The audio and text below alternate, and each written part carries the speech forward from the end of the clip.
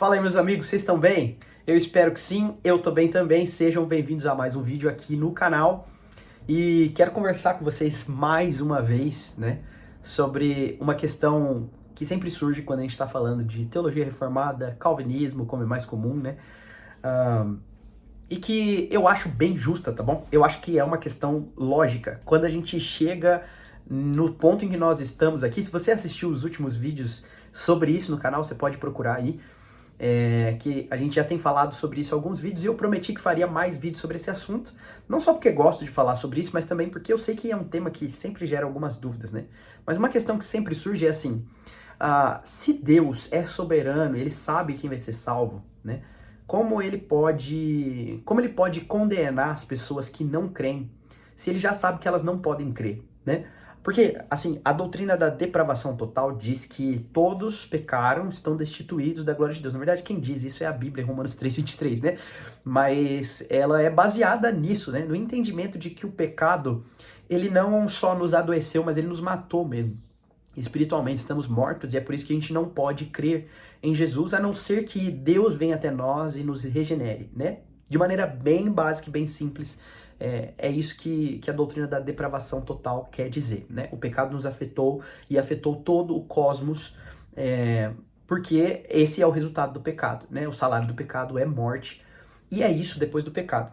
Mas aí a pergunta que vem é assim, poxa, mas se Deus, só ele pode fazer alguém vir a crer, como ele pode condenar alguém que não creu? Se na verdade vir a crer é uma ação que Deus faz em alguém. Vocês entenderam mais ou menos o questionamento? Se Deus é quem faz alguém vir a crer, como ele pode condenar quem não creu? Se na verdade essa pessoa só não creu porque Deus não fez ela vir a crer. Você entendeu? Questão bem difícil, né? Se você é calvinista aí, você já sabe como você responderia essa questão? É bem complicada. Mas não, na verdade não é tão complicada, né? Porque o grande questionamento aqui não é só esse, mas sim algumas perguntas que a gente tem que fazer antes de vir a essa resposta. E talvez essa resposta venha naturalmente se a gente fizer essas perguntas. Porque a grande dificuldade aqui é entender por que Deus condena a incapacidade humana. E eu sei que isso é bem complicado, né? Tem um livro para você ler, se você se interessa por literaturas teológicas. É um livro bem pequenininho e também bem antigo, que é de Martinho Lutero, chama Nascido Escravo. E nesse livro, Lutero faz essa declaração, né, que ela é assim, como posso dizer, bem incômoda, bem desconfortável, que é de que Deus condena até a incapacidade humana. Porque a gente consegue entender quando a gente fala que Deus condena o pecado de maneira propriamente dita, né? Os atos imorais que nós podemos ver com os nossos olhos, que nós podemos comprovar, esses atos a gente entende e consegue ver justiça em Deus punindo, condenando esses atos, né? Quando eu falo que alguém matou e Deus condena isso, quando eu falo que alguém roubou e Deus condena isso e uma série de outras coisas que a gente poderia citar, nós conseguimos entender. Mas quando nós dizemos assim que Deus condena quando alguém é incapaz de crer, isso aqui começa a mexer com a gente e a gente fica mal com essas coisas, né?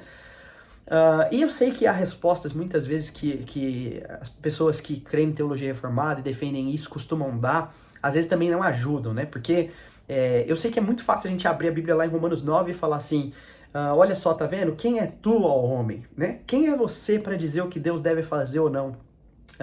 Essa resposta não está errada, é verdade, né? Um bom entendimento da transcendência de Deus já ajuda a gente a se colocar no nosso próprio lugar aqui na hora de estudar teologia, né? A gente tem que lembrar que nós somos criatura, né? E quando a criatura tenta entender os atos do Criador, é normal que a transcendência seja um obstáculo para o nosso raciocínio, mas não quer dizer que Deus simplesmente deu uma canetada assim e não importa, não tem sentido nenhum e é isso mesmo, né?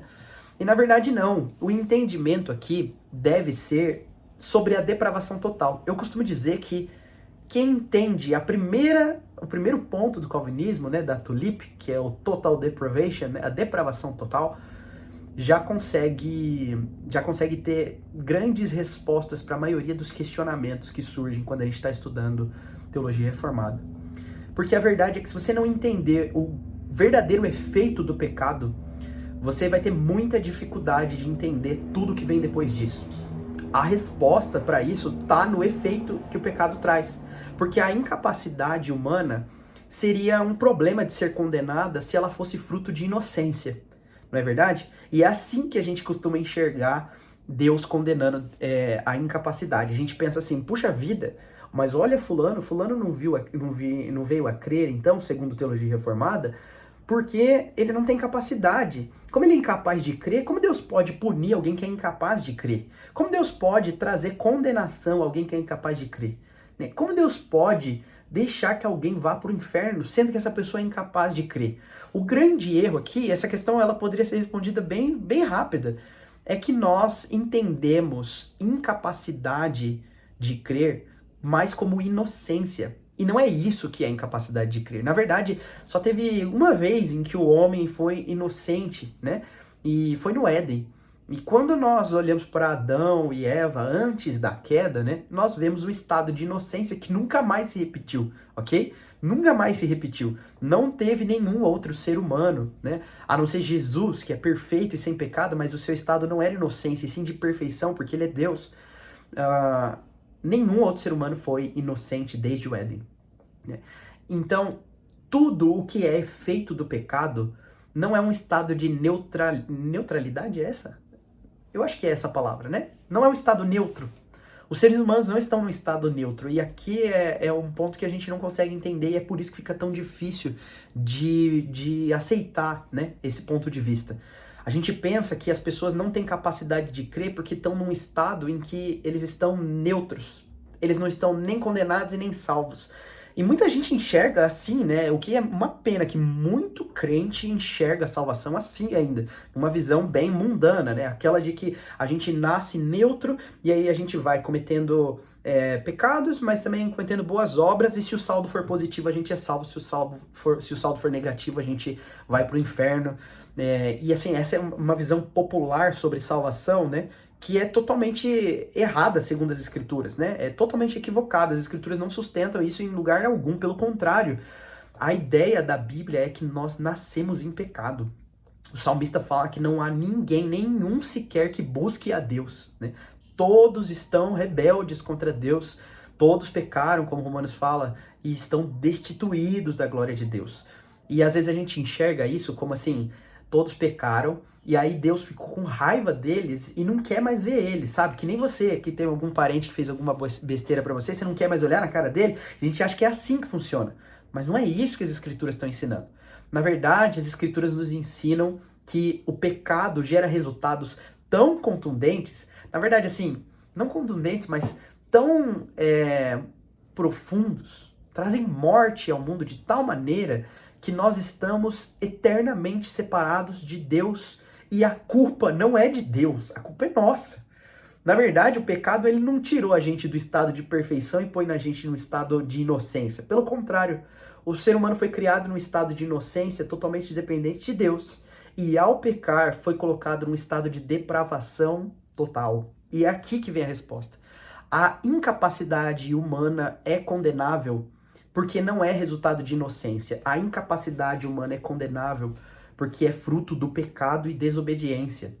Toda a incapacidade que existe no mundo, assim, todas as pessoas, como nós, todas as pessoas, nós estávamos em um estado de depravação. Ou se você está assistindo esse vídeo, você não confessou Jesus, você não crê no Evangelho, você, assim como eu vim ao mundo, como eu nasci nesse estado, você está nesse estado de depravação total, que não pode vir a Deus a não ser que Ele te resgate. E a incapacidade de você ir até Jesus é fruto não de inocência. Não é como se você fosse alguém inocente que assim, puxa, eu não posso. Ninguém tá nesse estado. Todo o estado do mundo e do pecado e de morte é fruto de desobediência e rebeldia. E é por isso que a incapacidade é condenável. Isso é tão profundo porque, por exemplo, quando a gente olha em Provérbios 19, se eu não tô enganado, eu faço esses vídeos sem cortes, cara, eu não pego anotação, não pego nada, então às vezes só me esqueço aqui do que eu precisava fazer. Talvez eu precisasse fazer melhor isso, né? Mas enfim. Mas se você olha para Provérbios, eu acho que é Provérbios 19, se eu não tô enganado, o autor de Provérbios fala assim que até a lavoura do ímpio é pecado. Até a lavoura. E aí lavoura é trabalho, é algo de bom, né?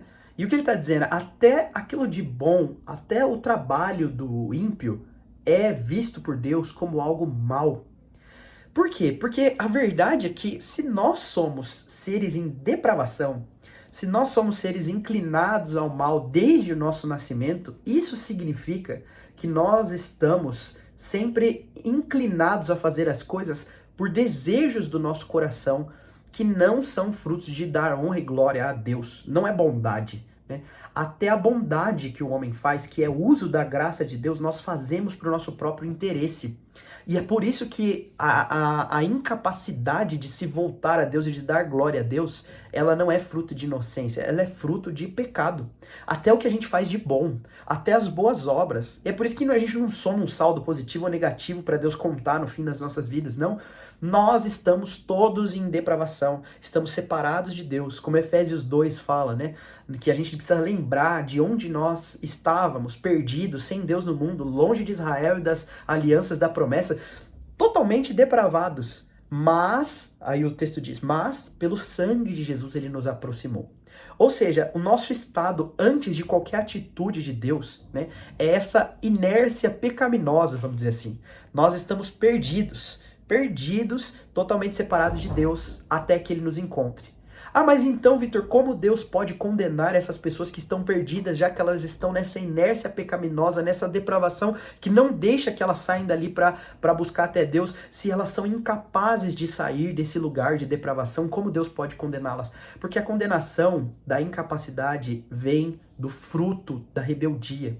Essa incapacidade não é neutra, essa incapacidade é fruto do pecado. E aí sim, nós chegamos a um ponto aqui em que nós podemos sim aí nos voltar para passagens como Romanos 9 para nos lembrar de que Deus é bom, de que Deus é o autor, o arquiteto, Deus é aquele que está regendo o universo e a história. Porque aí isso deve nos trazer em um lugar de humildade onde nós reconhecemos que tudo que nós temos é graça. Tudo é graça. Porque nós não merecíamos nada. Porque toda a incapacidade e toda a maldade que existe em nós é fruto da nossa própria rebeldia, né? É claro que eu falo, esses vídeos aqui eles não servem para zerar esses assuntos, porque esses são questionamentos que eles vão fundo, sabe? E que às vezes demora pra gente chegar numa resposta que às vezes satisfaça o nosso questionamento. Mas tem que lembrar que os nossos questionamentos, né, as nossas dúvidas, elas não podem encontrar descanso só naquilo que nós entendemos. Essas dúvidas têm que encontrar descanso na soberania de Deus. Deus é soberano. Eu costumo dizer sempre assim, eu e você, nós podemos agir com bondade e com verdade de acordo com as nossas atitudes, os nossos atos. Se eles forem provados bons e verdadeiros, então encontrar-se-á bondade e verdade em nós. Mas Deus não é assim. A Bíblia diz que Deus é bom. A Bíblia diz que Deus é a verdade.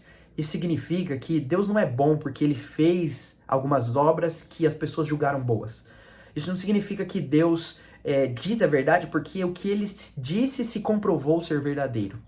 Na verdade, Deus é bom por natureza. Ele é verdade por natureza. O que significa que bondade é bondade porque Deus fez. Verdade só pode ser verdade porque Deus disse. O caminho é diferente, entende? A verdade do Vitor só é verdade quando é atestada. Quando alguém olha e diz, ok, é verdade o que ele disse. A bondade que o Vitor pode trazer só é bondade porque alguém provou e viu que era bom, né? Nós podemos provar e ver que Deus é bom. Mas Deus é bom não porque nós provamos. Deus é bom porque ele é a bondade. Deus é verdadeiro não porque nós podemos atestar. Nós podemos atestar a verdade de Deus. Mas ele é verdade porque é verdade. Ele é verdadeiro, ele diz verdade, ele fala a verdade porque é verdade. Isso é importante para manter os nossos pezinhos no chão quando estamos estudando questões tão complicadas assim, tá bom? Mas para resumir, para você lembrar, então como Deus pode condenar pessoas se é ele quem age em favor da fé delas? A resposta é que Deus condena a incapacidade porque a incapacidade não é fruto de inocência. A incapacidade é fruto de rebeldia e pecado. E é isso que é condenável, ok? Deus não está mandando bebês para o inferno. Deus não está mandando pessoas que não têm consciência para o inferno. Deus manda pecadores para o inferno. Na verdade, a gente poderia dizer assim, os pecadores vão para o inferno porque não se rendem a Deus.